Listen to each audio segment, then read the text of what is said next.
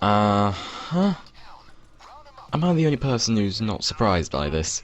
So the internet nearly lost all of its marbles this past week over rumours of Apple getting rid of the 3.5mm jack with something more proprietary on their lineup of Apple devices. You know, the socket that's been around and installed on almost every motherboard, phone, television, monitor, MP3 player, iPod and anything else that produces an oscillation of waves of varying frequencies.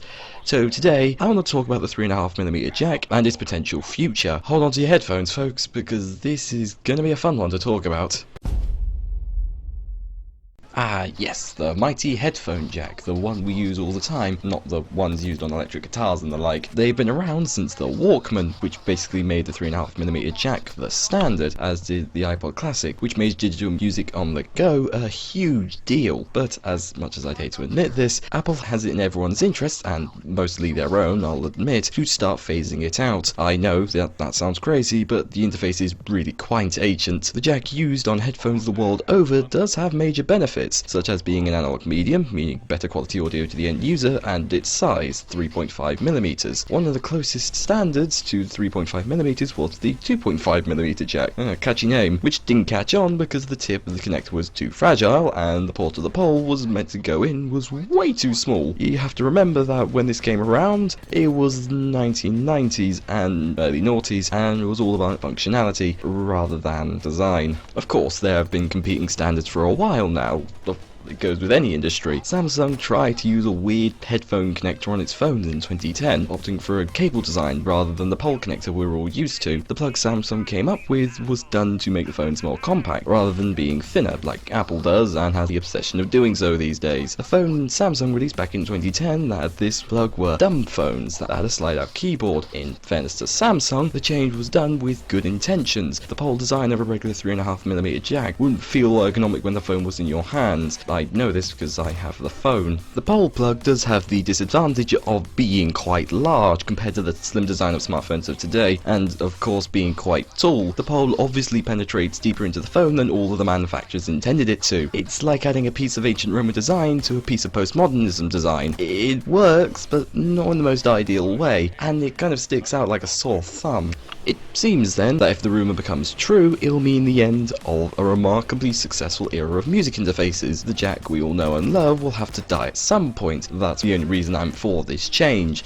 But the problem is, I don't think even Apple has the power to do that. It's like when Nintendo tried selling the Nintendo 64 back in the 90s, and even with all their brand power releasing genre-defining games such as Super Mario 64 and Mario Party, the console only sold around 35 million units. Apple are the company that starts technology trends, but the problem is the 3.5mm jack is so widespread across so many devices, as I've mentioned, on so many platforms. I don't think the jack we know and love won't go out without a fight. After all, Samsung haven't tried the same thing for about 5 years now, and I think that's for good reason. I also foresee another business decision that Apple will start to do, and that's licensing. The new standard, whatever it may be called, and if it becomes a reality when they put it on their iDevices, and that's even including people who are going to pick it up anyway, it sure as hell isn't going to be an open one. Whatever replaces the 3.5mm jack on their phones will have Apple's greedy signature on it. There's obviously the more innocent route of using the Thunderbolt connector already on the iPhone 6, 6S, 6 Plus, iPad Mini and iPad Pro. But then there's the even more obvious problem of what if I want to use my headphones while my iPhone/iPad is charging? How will they solve that? The solution is, of course, third-party wired converter adapters, or official ones, depending on if Apple's being kind enough, which are subject to Apple's licensing, see above, and is a bit of a convoluted method to be perfectly honest. The other solution is to have wireless headphones, but then you'd have the problem of battery life for both hosts, and while it won't have the same licensing problems as most wireless adapters communicate over good old Bluetooth anyway, it's still not an ideal solution. To Penny, everything is better with Bluetooth.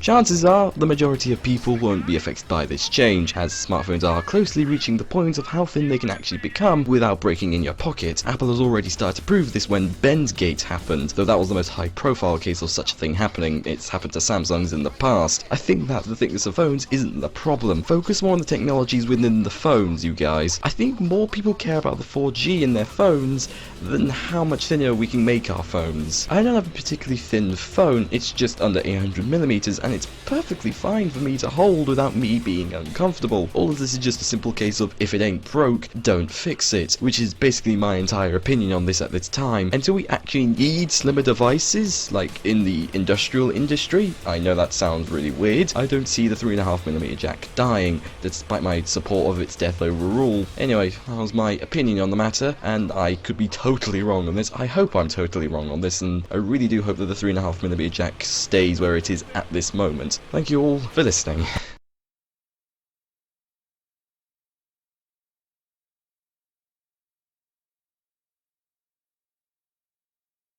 The plug Samsung came up with was done to make the phones more compact, rather than being thinner.